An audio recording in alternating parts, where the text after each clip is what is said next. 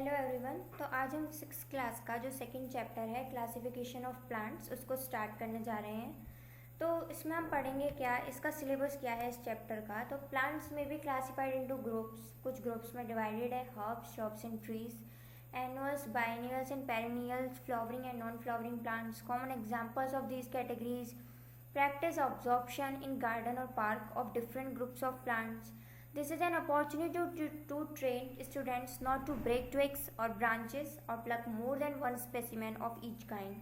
Drawing leaves. Drawing from specimens is an essential skill in which students need practice. Identification, labeling of trees, plants in the school garden. Okay, now we will start from the introduction of the chapter. कि हमने पढ़ा है that the subject biology is concert with living things. जो biology है उसमें हम किसके बारे में ज़्यादा पढ़ते हैं? लिविंग थिंग्स के बारे में, चाहे वो प्लांट्स हों और चाहे वो एनिमल्स हों। In this and the next lesson you will study about the systematic classification of plants and animals. इस चैप्टर में और अगले चैप्टर में तुम क्या पढ़ोगे? सिस्टमेटिक क्लासिफिकेशन पढ़ोगे कि प्लांट्स और एनिमल्स का हम किस तरीके से क्लासिफिकेशन सिस्टमेटिकली कर सकते हैं। अब क्लासिफिकेशन एंड इट्स नीड। अब क्लासिफिकेशन और उसकी ज़रूरत क्या है? There are numerous varieties of living organisms on earth. बहुत सारी वेराइटीज़ में लिविंग ऑर्गेनिजम्स पाए जाते हैं अर्थ पे। It is not possible to remember all of them and their characteristics individually. ये ज़रूरी नहीं है और ये हो भी नहीं सकता है, पॉसिबल भी नहीं है कि हर एक ऑर्गेनिज्म को याद रखा जाए और उसके क्या क्या करेक्टरिस्टिक फीचर्स हैं उनको अलग अलग याद रखा जाए। तो ये नहीं कर सकते हम, क्योंकि हमारे अर्थ पे इनफाइनाइट ऑर्गेनिजम्स हैं। To make their study systematic, they are classified into various groups based on certain similar characteristics. अब उन ऑर्गेनिजम्स की सिमिलर कैरेक्टरिस्टिक्स, एक जैसी कैरेक्टरिस्टिक्स को देखते हुए प्लांट्स और एनिमल्स को डिफरेंट सिस्टमेटिकली ग्रुप्स में डिवाइड कर दिया गया। Thus all living things are classified into plants and animals. इसलिए जितने भी लिविंग थिंग्स हैं उनको किस में डिवाइड कर दिया गया? प्लांट्स में डिवाइड कर दिया गया और एनिमल्स में डिवाइड कर दिया गया।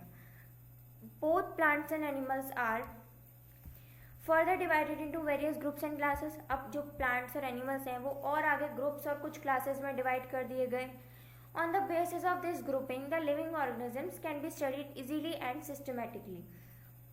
इस बेसिस पर, ग्रुपिंग की इस बेसिस पर हम लिविंग ऑर्गेनिजम्स को सिस्टमेटिकली स्टडी भी कर सकते हैं, उनकी कैरेक्टरिस्टिक्स को याद भी रख सकते हैं। दस क्लासिफिकेशन मीन्स, इसलिए क्लासिफिकेशन का क्या मतलब हो गया? Grouping things together on the basis of certain common features. Grouping करना ऑर्गेनिजम्स की, लिविंग ऑर्गेनिजम्स की किसके बेसिस पर? उनके कॉमन फीचर्स के बेसिस पर उनको ग्रुपिंग करना। It is actually the method of putting similar things into one group. इसका मतलब क्या हुआ? एक्चुअली ये मेथड कहता क्या है? Putting similar things into one group, एक ही जैसी चीज़ों को एक ग्रुप में रख देना। Classification helps us to identify the living organisms and to study them more easily and systematically. Classification क्या हेल्प करता है? क्लासिफिकेशन हमको हेल्प करता है आइडेंटिफाई करने में लिविंग ऑर्गेनिज्म को और उसकी स्टडी करने में मोर इजीली और सिस्टमेटिकली।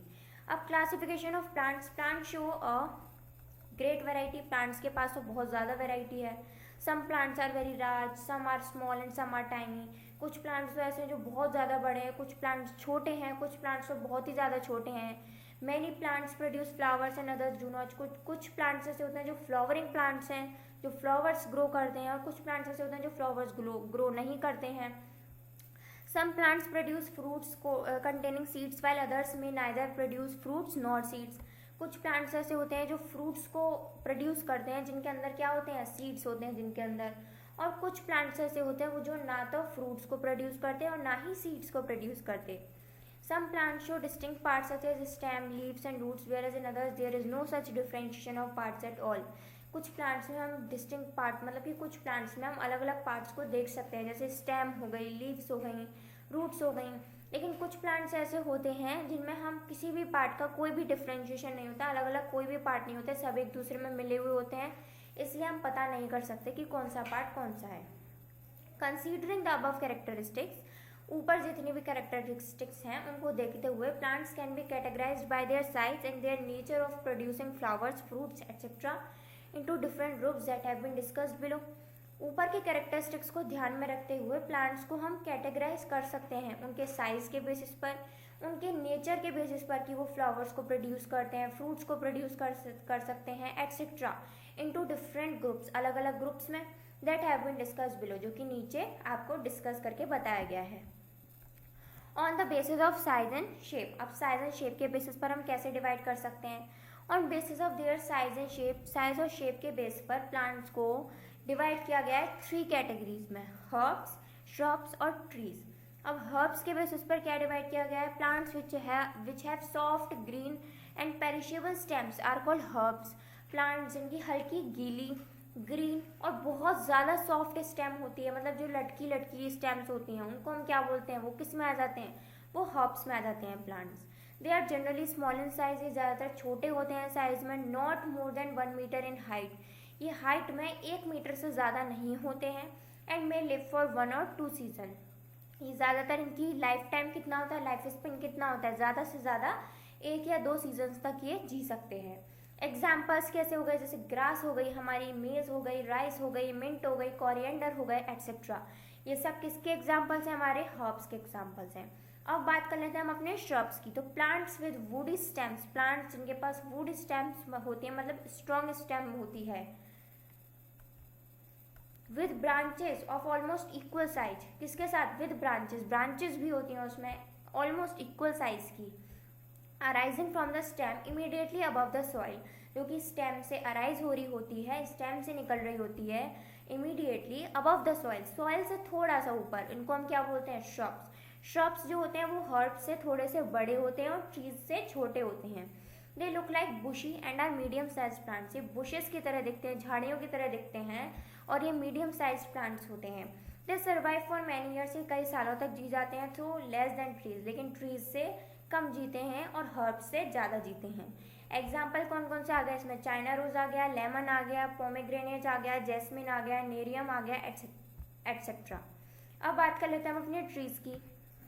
तो जो ट्रीज होते हैं वो टॉल और बिग प्लांट्स होते हैं। Trees are tall and big plants and have 1 hard wood stem called trunk. जो ट्रीज होते हैं वो बड़े और बहुत बिग प्लांट्स होते हैं जिनके पास एक बहुत ज़्यादा हार्ड वुड स्टेम होती है, जिसको हम ट्रंक बोलते हैं। ट्रीज तो आपने देखे होंगे। इट वियर्स वुडी ब्रांचेज, इनके पास बहुत ज़्यादा स्ट्रॉन्ग ब्रांचेज होती हैं, ट्विक्स होती हैं इनके पास छोटी छोटी निकली हुई, एंड लीव्स, और लीव्स उसमें से निकल रही होती हैं at some distance above the ground, ground से थोड़ी सी ऊपर डिस्टेंस पे होते हैं। Coconut and palm are also trees, coconut और पाम के भी ट्रीज होते हैं, though they do not have branches, लेकिन उनमें ब्रांचेज नहीं होती हैं। Trees generally survive for many years, trees ज़्यादातर बहुत ज़्यादा सालों तक जी जाते हैं, जैसे मैंगो का ट्री हो गया, नीम का ट्री होगा, पाम का हो गया, बेनियन का हो गया, etcetera. This is a simple classification of plants as you see in your surrounding. ये सिंपल क्लासिफिकेशन है किसकी? प्लांट्स की, जो हम अपने आसपास सराउंडिंग में देखते हैं।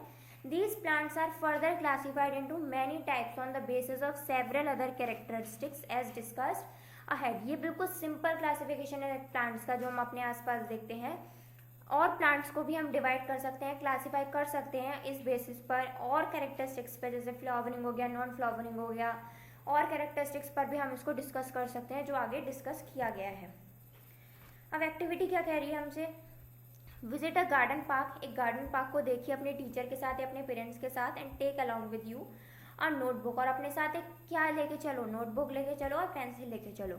In the park you would see a large variety of plants, park में तुम क्या देखोगे? बहुत ज़्यादा वेराइटी में प्लांट्स को देखोगे, कुछ छोटे होंगे, कुछ एवरेज हाइट के होंगे, मीडियम हाइट के, कुछ बहुत ज़्यादा लंबे होंगे।